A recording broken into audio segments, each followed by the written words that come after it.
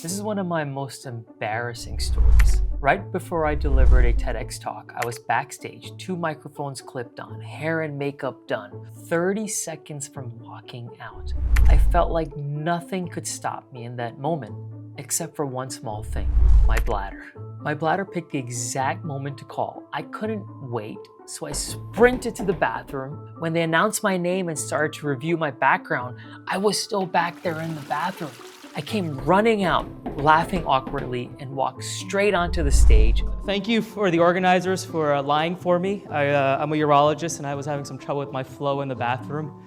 It wasn't really a mic issue. I played it off as a joke, but I knew exactly what was happening. My bladder was reacting to stress. That moment taught me something I now explain to patients all the time. Stress just doesn't live in your head. It moves through your entire body, and it can affect you in ways that you don't even imagine. Hey, what's up everybody? I'm Dr. Jamin Brahmbhatt, or Dr. B as most of my patients call me. I'm a urologist and a robotic surgeon in Orlando, and I've spent my entire career helping patients with exactly stuff like this, while also at the same time sharing health education through TED Talks and international media. And today we're talking about stress, what it's actually doing to your body, and what you can do about it. Now there's a distinction here that most people never think about. There are actually 2 different types of stress. There's acute stress, and then there's chronic stress. Acute stress is your body's immediate reaction to a threat. Your heart starts to pound before a big presentation. You jump when you hear a loud noise. It's intense, but it's short-lived, and your body is built to handle it and bounce right back. Chronic stress is different. It's the daily weight of ongoing stuff like money problems, relationship issues, work pressures, health worries. It sits there, keeping your body in a constant state of high alert, quietly chipping away at your health without you even noticing. Let me show you what this really looks like in real life. I feel the acute version firsthand in the operating room. If I see an unexpected gush of blood coming during my surgery, I obviously can't run away, so my body shifts into fight or focus mode. I lock in, I focus hard, and I move faster to get it under control. That bleeding needs to stop. This patient needs to be saved. In that moment, the stress response is actually helping me. That's the system doing exactly what it was built for. So what's exactly happening in there? Your body launches what's called a fight or flight response, and it starts in your brain, in a part of your brain called the hypothalamus. You can think of this as like central command. That triggers 2 systems at once. First, your sympathetic nervous system releases adrenaline, which spikes your heart rate and blood pressure, opens up your airways, sharpens your senses, and sends blood rushing through your muscles. Then, a little later, your body releases cortisol through what's called the HPA axis. Cortisol plays the longer game. It raises your blood sugar, sharpens your focus, and sharpens your memory, and puts things like digestion, fertility, and your immune system on the back burner. Because in a moment of crisis, your body's only priority is survival. Now, everything I just described is a system working. That's what saved me in the operating room. Adrenaline for the emergency, cortisol to carry you through it, and then it shuts off. Your body's good. It's built for exactly this. The whole problem is what happens when that switch never really flips back off. Because when the threat isn't a surgical emergency, when it's unpaid bills or a work deadline that never lets up, your body doesn't know the difference. It stays stuck in that state of alert. And over time, this consistently high cortisol disrupts your immune system, messes with your metabolism, throws off your mood, and fuels chronic inflammation throughout your body. And some of the first warning signs of that chronic version can show up in places you'd never connect to stress. Now, before anyone asks, no, there's no blood test that can diagnose chronic stress. We do measure something called cortisol, but when I order it, I'm asking whether your body is making way too much of this hormone or way too little, which is a completely different question. And a body level is just a snapshot. It tells me what's happening in that moment of time, not what's been brewing for the last 6 months. This actually gets caught by paying attention to your own symptoms in your own life. So let's start with the one people never expect, your bladder. Stress rams up the nerves that control your bladder. That leads to more urgency, more frequent bathroom trips, and sometimes even leaking. Let's get back to that TEDx bathroom trip for a second, because here's the most ridiculous part of it. I had done everything right that day. My breathing was perfect. I had avoided too much coffee or water hours before my talk. My mind was like focused, dialed in. I had the entire speech memorized.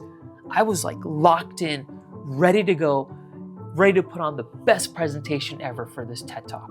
And then my bladder called. Not politely, not, hey man, I'll give you a couple minutes or I'll wait till after this talk is over. It wanted attention right away. Now, I'm a urologist. This is the thing I have spent my entire career telling other people about. And it's not just an embarrassing story. Research actually backs this up. Higher stress and anxiety are directly linked to overactive bladder symptoms. Your bladder isn't just responding to how much water you drank, it's responding to your mental load. So what do you actually do about it? Before a high stress moment, empty your bladder even if you don't feel a strong urge. Don't wait until that last second when your name is being called right before your presentation. Go a few minutes before your presentation. Just get it done. Get it empty. You can also try slow breathing in the minutes before a stressful event to calm your nervous system and stop it from overstimulating your bladder. And if this is a recurring problem for you, not just an occasional TEDx-style moment like me, it's worth mentioning to your doctor. There are bladder training techniques and other treatments that can genuinely help you. Now, the bladder is the one thing that surprises people, but the one that does the most damage is actually your sleep. High cortisol and constant anxiety prevent that deep restorative sleep that your body needs. So you wake up exhausted even after a full night in bed. And poor sleep then raises your stress levels even further. It becomes this frustrating, never-ending cycle. And I've actually gone through this myself, more than once, honestly. And it's not like a one-time thing that you fix and move on from. I'll have stretches of terrible sleep, tossing, turning, waking up constantly, never actually feeling rested. I gain weight, and no matter how hard I try and how hard I work out, zero progress when it comes to my fitness goals. I'm sluggish, I'm drained, and eventually I have to admit it, it's my sleep driven by chronic stress. That is my real problem. And the good news here is that the fixes don't require medication. Cut the caffeine in the afternoon, get off the screen before bed, keep a consistent bedtime even on the weekends. But let me tell you what actually worked for me, because I don't want to just hand you a list and walk away. The thing that finally moved the needle for me was actually a wellness tracker. I use a Whoop, and to be clear, nobody's paying me to say this, but honestly, any of these wellness trackers could work for you if they're analyzing your sleep. And here's why it mattered. It wasn't the device fixing anything, it was that I could finally see it. I could see where the stress points were landing in my day, and I could see exactly how bad my sleep actually was, not how bad I thought it was. That's the part that got me. I would have told you I had a decent handle on my sleep, but I didn't. And once I could see that number, that sleep number, it kind of gamified the whole thing for me. I wanted the number to improve. So I actually did all the boring stuff. The caffeine, I started to limit it. The screen time, cut it out before bedtime. I stuck to a bedtime every single day, same time. And not just my bedtime, but I actually consistently woke up at the same time every day as well. Now, I follow this not because I read it in a study or I've heard about it from my friend, because I could watch it work through the tracker. And this has been the single biggest change for me. And I'll be straight with you, I still go through these rough stretches, these rough patches. This isn't completely solved, but now I catch it a lot earlier. Because when your body finally does have to tell you, it doesn't always do it gently. Chronic stress is a powerful trigger for serious disease. Sustained cortisol exposure promotes inflammation, suppresses your immune system, and sets the stage for illness. It's directly linked to a higher risk of high blood pressure, heart attacks, and strokes. Stress also indirectly fuels bad habits like smoking, poor diet, sitting around more, gaining weight. I actually experienced some of this myself too. Chronic stress gave me frequent heart palpitations. I blamed the caffeine. I blamed being on call. I blamed just being tired. But when I finally saw my friend, who is a cardiologist, and went through some testing, his diagnosis for me was actually stress. I was like stunned. I'm a physician.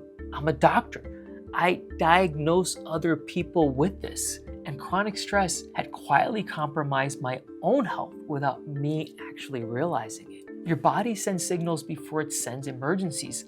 That was one of them. And it actually doesn't stop there. There's actually research suggesting how chronic stress can increase your risk of cancer. Chronic stress also raises your risk for obesity and diabetes. It fuels anxiety and depression. My own experience was a huge wake-up call. It was a genuine threat to my health, it can be a genuine threat to your health, and it must be taken seriously. The fix here isn't something that's overly complicated, it's just consistency. Regular movement, even something as a daily walk, can help lower your cortisol. And if you notice physical symptoms like palpitations, don't just assume it's caffeine like I did, get it checked out. Now here's another issue that most men and women are too embarrassed to talk about. Chronic stress can actually follow you in the bedroom and affect your sex life. When cortisol stays elevated, it throws off your natural hormone balance, lowering testosterone in men and estrogen in women. As stress hormones go up, sex hormones go down. The result is lower libido, erectile dysfunction in men, and trouble with arousal in women. Psychological stress is actually one of the leading causes of sexual dysfunction in otherwise healthy adults. And it's not just hormones. Stress can affect blood flow too, which is critical for your sexual response. Add in the fact that stress wrecks your sleep, and sleep is essential for healthy hormone production, you've got a formula for disaster. There's an emotional factor here too. When you're stressed, your mind is filled with worry and negative thoughts. So intimacy naturally can take a back seat. So over time, that strain, that stress can actually hurt a relationship. So if your stress has been affecting your intimacy, I want you to know that it's not all in your head. It's a real hormonal, physical, and emotional response. But the good news is that it can be fixed. Talk to your partner about it directly instead of avoiding the topic. Most couples assume the worst about each other when the real issue is just stress. Build in genuine downtime before intimacy instead of going straight from a stressful day into the bedroom. Even 10 minutes of decompressing can make a huge difference. And if the problem persists, don't just push it through.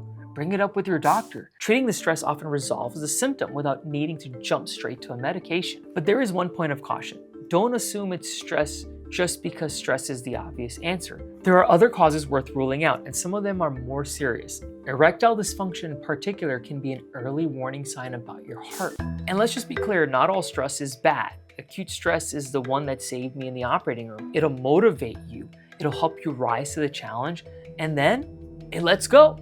It's chronic stress, the kind that quietly builds up from financial worries or family pressures that slowly wears you down, often without you noticing until the symptoms are impossible to ignore. So next time you catch yourself anxiously refreshing your bank account or losing sleep over your kid's future, take a moment, step away, stretch, take a short walk, breathe. These small acts lower your stress levels, reset your nervous system, and protect your long-term health. And one more thing, if the stress has moved past just being stressful, if you're not enjoying things you used to, if you're anxious most days, if it's getting hard to function, that is not something to muscle through. Talk to your doctor or talk to a therapist. I refer patients for this all the time, and not one has ever come back and told me they've regretted it. Now, a few times in this video, I've told you about my own body sending me a signal and me not listening. The bladder, the sleep, the palpitations.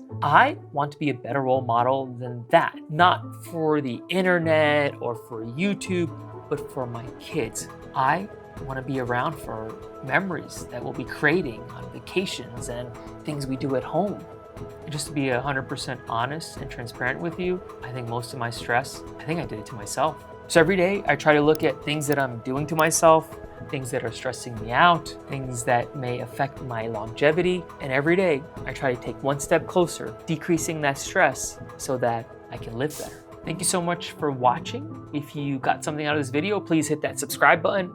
Hit the bell so you don't miss the next one, and drop a comment below which one of these stories of mine hits closest to your home. Would love to hear from you. And this is a Not Stressed Dr. B. Thank you so much for watching, and I'll see you in the next video.